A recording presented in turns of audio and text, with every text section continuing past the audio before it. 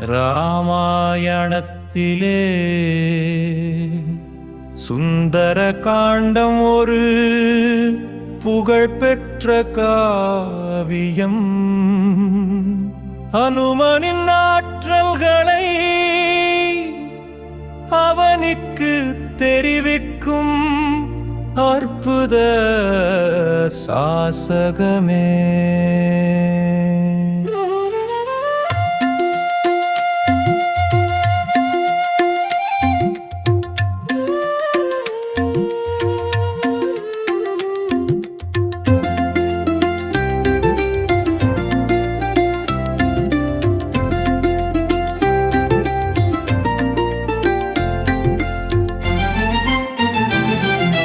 சீதையை மீட்டு வந்து ராமருக்கு உதவிடவே அங்கதன் ஜாம்பவானும் சுக்ரீவன் படை தரவே அனுமனின் தலைமையிலே வானர படையுடனே விரைந்தனரே.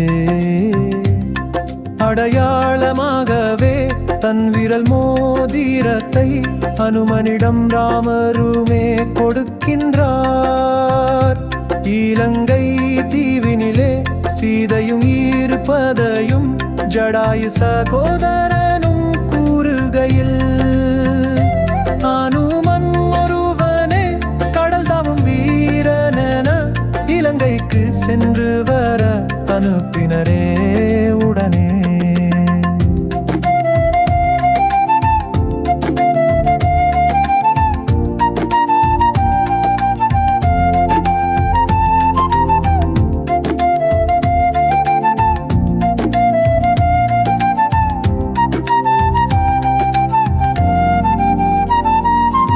மைனாகம் உபசரிக்க அரக்கியரை வதம் செய்து சமுத்திரத்தை தாண்டியுமே இலங்கை சென்றடைந்தாரே. அழகான இலங்கையிலே அன்னை ஜானகியை அங்குமிங்கும் தேடிய பின் அசோகவனத்தினிலே கண்டாரே. மரத்தடியில் ராமனையே தியானம் செய்யும் சீதாவையே கண்டு சித்தம் கலங்கினாரே ஆஞ்சநேயர் அனுமனுமே. ஜெயராமன் சரிதம் சொல்லி கணையாடி தனை கொடுத்து சூடாமணி பெற்று கொண்டார் சுந்தரர் ஆஞ்சநேயர். அன்னையின் கண்ணீர் கண்டு அரக்கர் மேல் கோபம் கொண்டு அசோகவனம் அழித்ததுடன் அனைவரையும் ஒழித்தாரே. பிரம்மஸ்திரத்தினாலே பிணைப்பட்ட ஆஞ்சநேயர் ராமனின் பெருமை சொல்ல வெகுண்டான் ராவனுமே.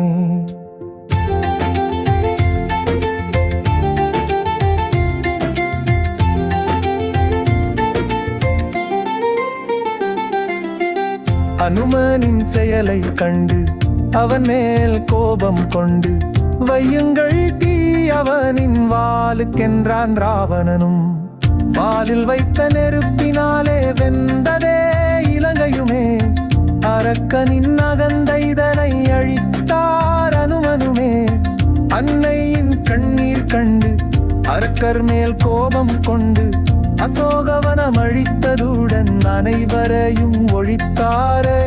ஆறாத சோகத்திலே ஆழ்ந்திருந்த ராமனிடம் ஆஞ்சநேயர் வணங்கியுமே சீதையை கண்டேன் என்றார்.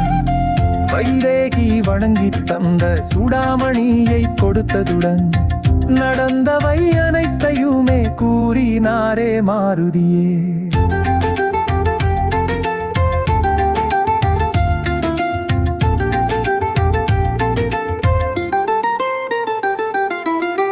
மனம் மகிழ மாருதியை மார்போட அணைத்து ராமர் மைதிலியை சிறை மீட்க மறுகணம் சித்தமானார்.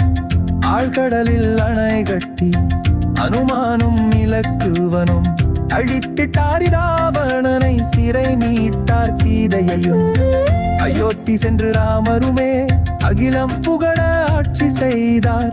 ராமனை சரணடைந்தோர்க்கு அவனருள் எந்நாளும் உண்டு.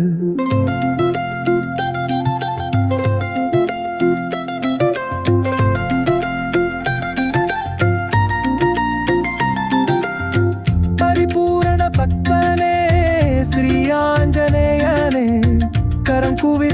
பணிகின்றோம் வரம் தந்து காப்பீரே